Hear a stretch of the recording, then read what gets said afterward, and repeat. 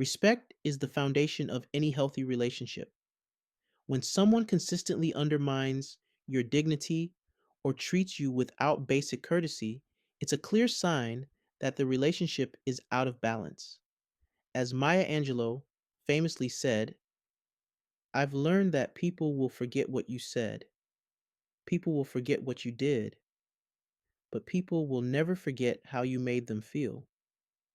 If a relationship leaves you feeling disrespected or diminished, it's time to reassess its place in your life. Psychologist John Gottman, known for his research on marital stability, identifies contempt as one of the most destructive forces in relationships. Contempt, which often manifests as disrespect, erodes the foundation of trust and affection. Recognizing this behavior is the first step toward protecting your self worth and emotional health. Your mental health is precious. If a relationship leaves you feeling anxious, depressed, or drained, it's a sign that it's harming your well being. As the poet Rupi Kaur writes in Milk and Honey, you must want to spend the rest of your life with yourself first. Surround yourself with people who uplift and support you, rather than those who bring negativity into your life. Psychologist Brene Brown emphasizes the importance of setting boundaries to protect your emotional energy. In The Gifts of Imperfection, she writes, daring to set boundaries is about having the courage to love ourselves even when we risk disappointing others. If a relationship consistently disrupts your peace, it may be time to create distance. Our core beliefs guide us through life. When your values consistently clash with someone else's, it creates internal conflict and tension. As the philosopher Friedrich Nietzsche observed, it is not a lack of love, but a lack of friendship that makes unhappy marriages.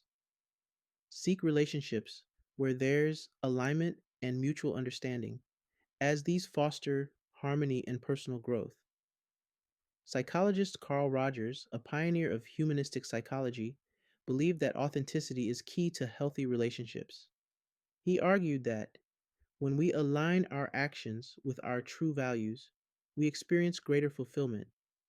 If a relationship forces you to compromise your core beliefs, it may be time to reevaluate its role in your life. Healthy relationships should energize, not deplete you. If interactions leave you feeling exhausted or emotionally drained, it's a sign the relationship may be unbalanced. As the writer Anne Morrow Lindbergh wrote in Gift from the Sea, I want first of all to be at peace with myself. I want a singleness of eye, a purity of intention, a central core to my life. Evaluate whether the relationship is worth your emotional energy. Psychologist Harriet Lerner, in The Dance of Connection, highlights the importance of reciprocity in relationships. She writes, relationships are sustained by a balance of giving and receiving. If you find yourself constantly giving without receiving, it's a sign to reassess the dynamic. Manipulation distorts reality and undermines trust. If someone consistently manipulates you, whether through guilt, tripping, gaslighting, or deceit, it's time to set boundaries or distance yourself. As the novelist George Orwell warned, in a time of universal deceit, telling the truth is a revolutionary act. Healthy relationships are built on honesty and mutual respect. Psychologist Rollo May, in The Courage to Create, discusses the importance of authenticity in relationships. He writes, the opposite of courage in our society is not cowardice, it is conformity. Refusing to conform to manipulative behavior is an act of courage and self respect. Trust is the cornerstone of any meaningful connection. Without it, relationships become unstable and filled with doubt. As the poet Emily Dickinson wrote, the heart wants what it wants, or else it does not care. Strive for relationships where honesty and reliability are prioritized, fostering trust and mutual respect. Psychologist Eric Erikson, in his theory of psychosocial development, identified trust as the foundation of healthy relationships. He believed that the ability to trust others is shaped in early childhood but continues to evolve throughout life. If trust is repeatedly broken, it may be time to reevaluate the relationship. Abuse in any form, physical, emotional, or verbal, is never acceptable. If you're in a situation where you're being mistreated, prioritize your safety and well being. As the writer Alice Walker reminds us, the most common way people give up their power is by thinking they don't have any. Distance yourself from harmful situations and seek support from trusted friends, family, or professionals. Psychologist Judith Herman, in Trauma and Recovery, emphasizes the importance of recognizing abuse and taking steps to protect oneself. She writes, recovery can take place only within the context of relationships. It cannot occur in isolation. Surround yourself with people who support your healing and growth. Relationships should foster growth and mutual support. If you feel stuck or unsupported, it's a sign the relationship may no longer serve your higher purpose. As the writer Anais Nin observed, and the day came when the risk to remain tight in a bud was more painful than the risk it took to blossom. Seek connections that encourage personal and emotional development. Psychologist Abraham Maslow, in his hierarchy of needs, identified self actualization as the highest level of human potential. He believed that healthy relationships are essential for achieving this potential. If a relationship hinders your growth, it may be time to move on. Healthy relationships thrive on mutual benefit and reciprocity.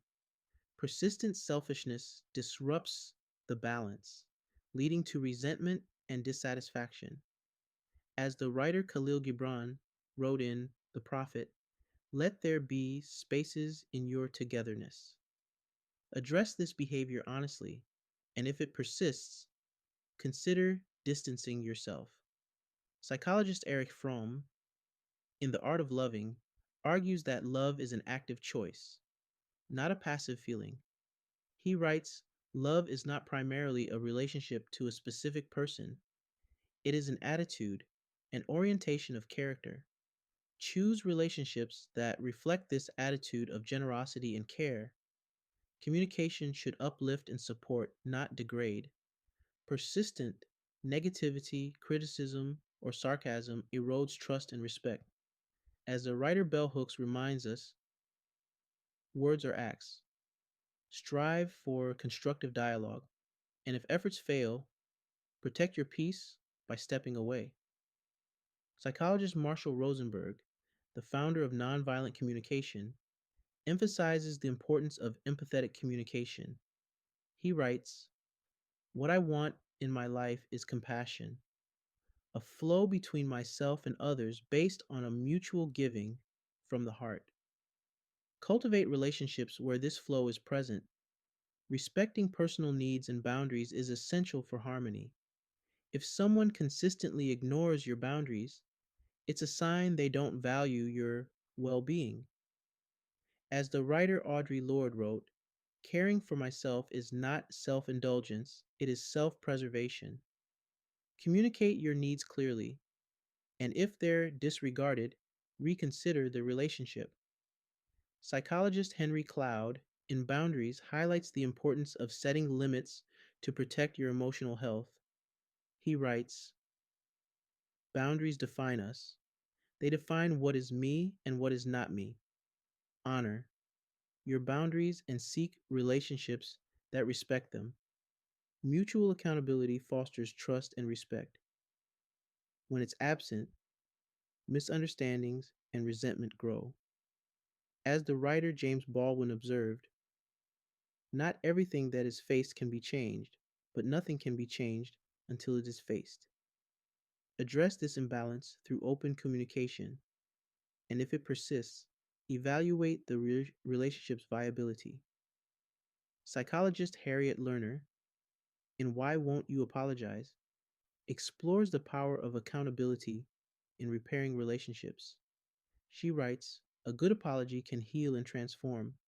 A bad one can cause more harm than the original injury. Seek relationships where accountability is a shared value. Healthy relationships are built on respect, trust, and mutual support. If a relationship consistently undermines your peace or values, it may be time to walk away, not out of anger, but out of respect for yourself and your well being." As the writer Rainer Maria Rilke wrote, "The only journey is the one within.